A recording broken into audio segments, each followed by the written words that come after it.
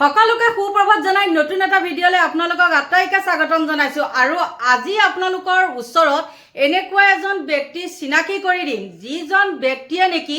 এসময়ত আমাক জ্বলা কলা খুৱাইছে আৰু তেওঁ এতিয়া কি কৰিছে হিমন্ত বিশ্ব শৰ্মাৰ জয়গুণ গাইছে লগতে দিছপুৰ সমষ্টি তেওঁ হ'বলৈ আহিছে বিধায়ক আৰু এজন বিধায়ক হোৱাৰ আগত তেওঁ কি কৰিছিলে এসময়ত সকলো জনতাক আপোনালোকে নিশ্চয় গম পায় আৰু তেওঁ দিনতে বিদ্যুৎ বিভাগত কি কৰিছিলে ভেটিত তিতালাও গজাইছিলে 1 কোটি 2 কোটি টকা নহয় 1200 কোটি টকাৰ তেওঁ কেলেংকাৰী আৰু এজনে এতিয়া কি কৰিছে সেই সময়ত যেই সময়ত নেকি কংগ্ৰেছ চৰকাৰ আছিলে তেওঁ তেতিয়া আছিলে বিদ্যুৎ বিভাগৰ মন্ত্ৰী আৰু আপোনালোকে গমেই পায় সকলোৱে ধিপিক ধাপাক গছৰ তল কিবা তল মানে মুঠতে কোনো জেগা হেৰি নহৈছিলে মানে কি বুলি কয় খালি নহৈছিলে সেইটো ক'ব লাগিব দেই সময়ত কিছু কথা ওলাই নাহে সেইটো কাৰণে আপোনালোকে ক্ষমা কৰিব আৰু এজনে এতিয়া আহি পেলাই মানে দিছপুৰ সমষ্টিৰ বিধায়ক হ'বলৈ আহিছে আহি পেলাই তেওঁ জয় গুণ কি গাই আছে হিমন্ত বিশ্ব শৰ্মাৰ গতিকে এটা কথা তেতিয়া তেওঁ আছিলে তাত চেলেকি আৰু এতিয়া আহিছে হিমন্ত বিশ্ব শৰ্মাৰ তাত চেলেকিবলৈ গতিকে যাৰ চাউল খাই তাৰে গুণ গাব লাগিব হয় না নহয় গতিকে এজনৰ দিনত যিমান কেলেংকাৰী হৈছিলে এসময়ত 1000 কোটি টকাৰ কেলেংকাৰীৰ বিদ্যুৎ বিভাগত তিতালাও গজোৱা পদ্যুৎ বৰদলৈ এবাৰ আহিছে দিছপুৰ সমষ্টিৰ বিধায়ক হ'বলৈ আৰু তাৰ পাছত আপোনালোকক কওঁ শুনক যেতিয়া নেকি তেওঁ সেই কি বুলি কয় সোনিয়া গান্ধীৰ তাত চেলেকি আছিলে তেতিয়া তেওঁ কথাৰ হেৰিয়ে বেলেগ আছিলে আৰু সেই কথা যি নেকি চেলেকি থকা সময়ৰ কথা সেইখিনি আপোনালোকে আগতে অকমান শুনি লওক এই 20টা অভিযোগ যেটো আমি সম্বলিত কৰিছো এই 20টা অভিযোগ মই থুৰতে পঢ়ি দিব খুজিছো এক কেন্দ্ৰীভূত সিন্ডিকেট ৰাজৰ যোগেদি হিমন্ত বিশ্ব শৰ্মাৰ চৰকাৰে এক অবৈধ সমান্তৰাল অৰ্থ ব্যৱস্থা স্থাপন কৰিছে যেটো অসমৰ ইতিহাসত কেতিয়াও হোৱা নাছিল মুখ্যমন্ত্ৰী ডক্টৰ হিমন্ত বিশ্ব শৰ্মা তেওঁৰ ঘনিষ্ঠ সহযোগী মন্ত্ৰীসকল আৰু নিজৰ পৰিয়ালৰ সদস্যসকলৰ দ্বাৰা ব্যাপক দুৰ্নীতি আৰু অবৈধ সম্পত্তি আহৰণ আৰু এক অৰ্থনৈতিক কুব্যৱস্থাৰ যোগেদি অসমৰ প্ৰচলিত অৰ্থ ব্যৱস্থা চৰকাৰী অৰ্থ ব্যৱস্থাটো নিখকটীয়া কৰি পেলাইছে খিলঞ্জীয়াক উচ্ছেদ কৰি অসমৰ খিলঞ্জীয়াৰ মাটি বাহিৰৰ আদানী জাতীয় কৰ্পোৰেট গ্ৰুপক গতাই দিয়া হৈছে অসম চুক্তিৰ প্ৰতি এই চৰকাৰে চৰম বিশ্বাসঘাতকতা কৰিছে এনআৰচিৰ বাবদ খৰচ হোৱা 1600 কোটি টকা হৈছে অসমৰ সংগঠিত সৰ্ববৃহৎ ৰাজনৈতিক কেলেংকাৰী নতুন চাকৰি সৃষ্টি কৰাত এই বিজেপি চৰকাৰ সম্পূৰ্ণৰূপে ব্যৰ্থ হৈছে 16 নম্বৰ অভিযোগটো হ'ল অসমৰ প্ৰাকৃতিক পৰিৱেশ খনন বেপাৰী আৰু বন মাফিয়াৰ হাতত বিক্ৰী কৰি দিয়া হৈছে ৰেড হোল কোল মাইনিংক উৎসাহিত কৰি এই বিজেপি চৰকাৰে অসমৰ খনিজ সমৃদ্ধ অঞ্চলসমূহক একোটা মৃত্যু উপত্যকালৈ ৰূপান্তৰিত কৰিছে বিজেপি চৰকাৰৰ দিনত বাক স্বাধীনতাত মুখিমূৰ কৰি গণতন্ত্ৰৰ নিজাববীয়া যিটো স্তম্ভ আছে চতুৰ্থ স্তম্ভ সংবাদ মাধ্যম এই সংবাদ মাধ্যমক নিস্তব্ধ কৰি পেলাবৰ অহৰহ প্ৰচেষ্টা কৰিছে এই বিজেপি চৰকাৰে আৰু 20 নম্বৰ অভিযোগটো হ'ল নগৰ পৰিকল্পনাৰ বাবে বিজ্ঞান মনস্কতাৰ অভাৱ আৰু পৰিচালন বিফলতাৰ বাবে আমাৰ অসমৰ গুৱাহাটীকে ধৰি বিভিন্ন চহৰ নগৰ এইবিলাকত কদৰ্য ৰূপৰ আৱৰ্জনাৰে সৈতে পূৰ্ণ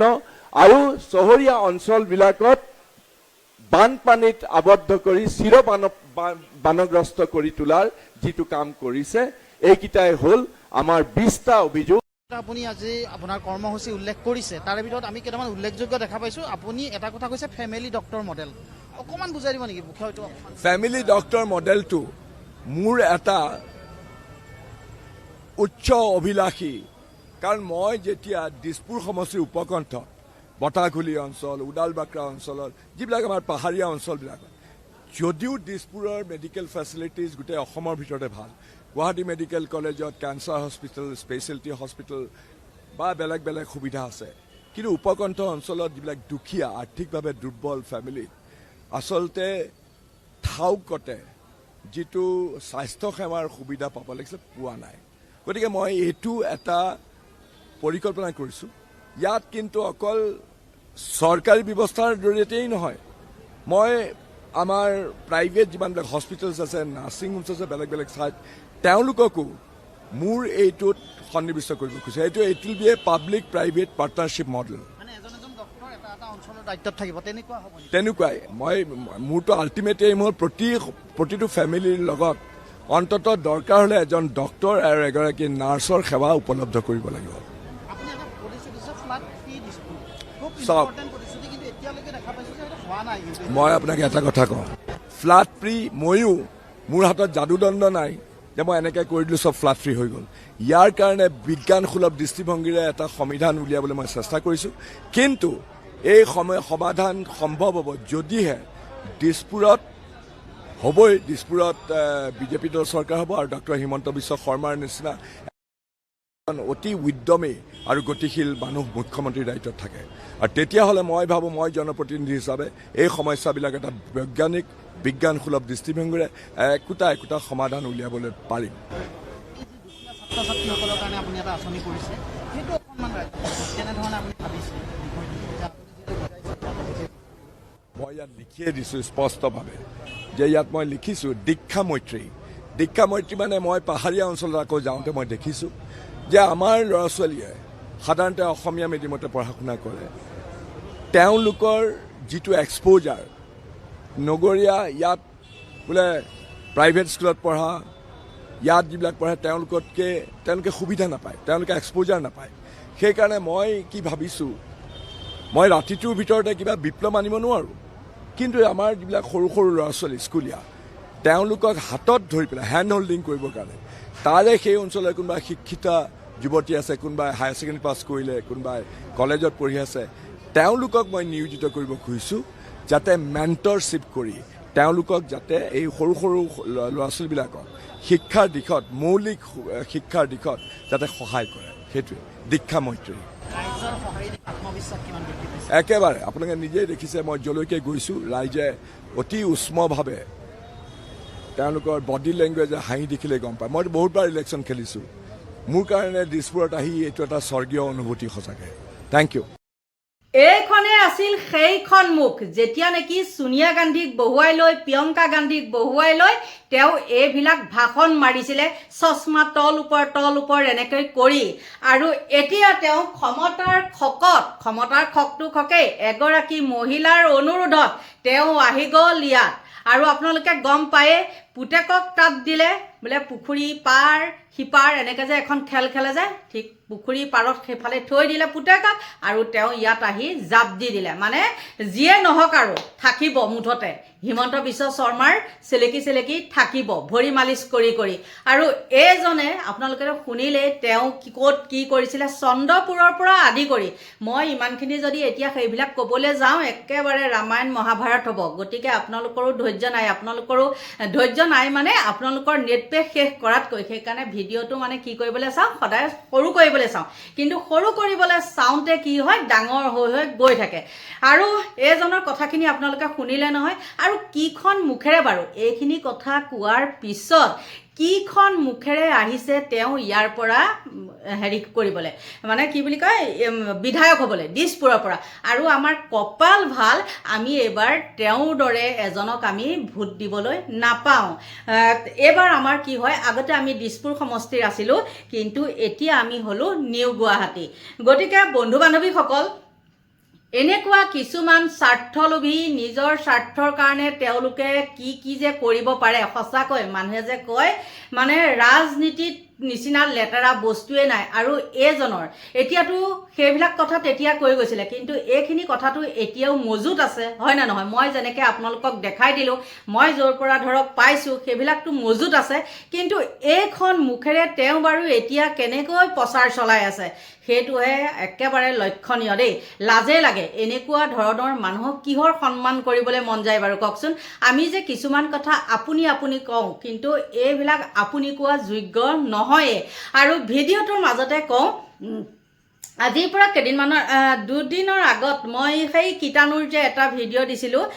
হীৰেণ গোহাঁই ছাৰক তেনেকৈ কোৱাৰ কাৰণে, আৰু তাত এজন কোনোবা ঘনকান্ত নাথ নে ঘনকান্ত বৰুৱা বুলি এজন মানুহে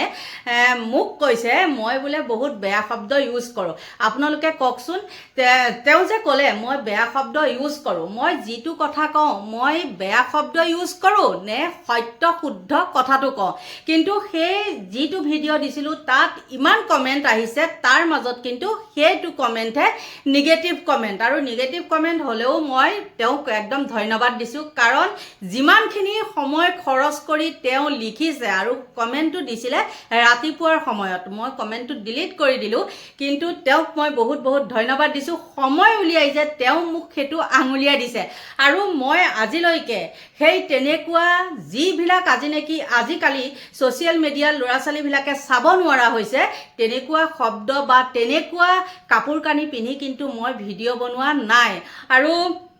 সঁচা কথা কওঁ কাৰণে কিজানি হয়তো মোৰ 2-3টা একাউণ্ট নাইকিয়া কৰি দিছে, আৰু নাইকিয়া কৰিলেও একো কথা নাই বাৰু, মই সেই ছ'চিয়েল মিডিয়াত আহিহে যে মই ভাত খাই আছোঁ তেনেকুৱা নহয়। গতিকে বন্ধু বান্ধৱীসকল, কথা যেতিয়া আমি কওঁ, যেতিয়া যুক্তিপূৰ্ণ কথা কওঁ আৰু সদায় সত্য কথা কওঁ, আপোনালোকে দেখিয়ে আছে, আৰু আপোনালোকৰ সুন্দৰ সুন্দৰ ইমান ধুনীয়া ধুনীয়া কমেণ্ট দিছে। নতুনকৈ মই চেনেলটো যিহেতু খুলিছোঁহে আকৌ ফেচবুকত দেই, কাৰণ মই এটা ভিডিঅ'কে মই ইউটিউবতো দিওঁ, ফেচবুকতো দিওঁ।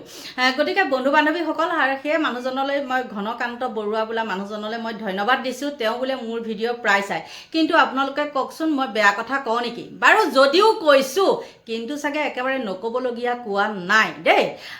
গতিকে যিয়ে নহওক, এইজন প্ৰদ্যুৎ বৰদলৈ তেওঁ যি নেকি এতিয়া ইলেকশ্যনৰ পিছতে তেওঁ কি হ'ব জানেনে? বিবাহ পাশত আবদ্ধ হ'ব, আৰু এইজনে এতিয়া কি কৰি আছে, ইমানখিনি কোৱা মেলাৰ পাছতো কংগ্ৰেছৰ দিনত এতিয়া আহি পেলাই তেওঁ হিমন্ত বিশ্ব শৰ্মাৰ জয়গুণ গাই দিছপুৰ দখল কৰিবলৈ চেষ্টা কৰি আছে। গতিকে বন্ধু বান্ধৱীসকল, আপোনালোকৰ পৰা এতিয়া লৈছোঁ বিদায়, বাই বাই।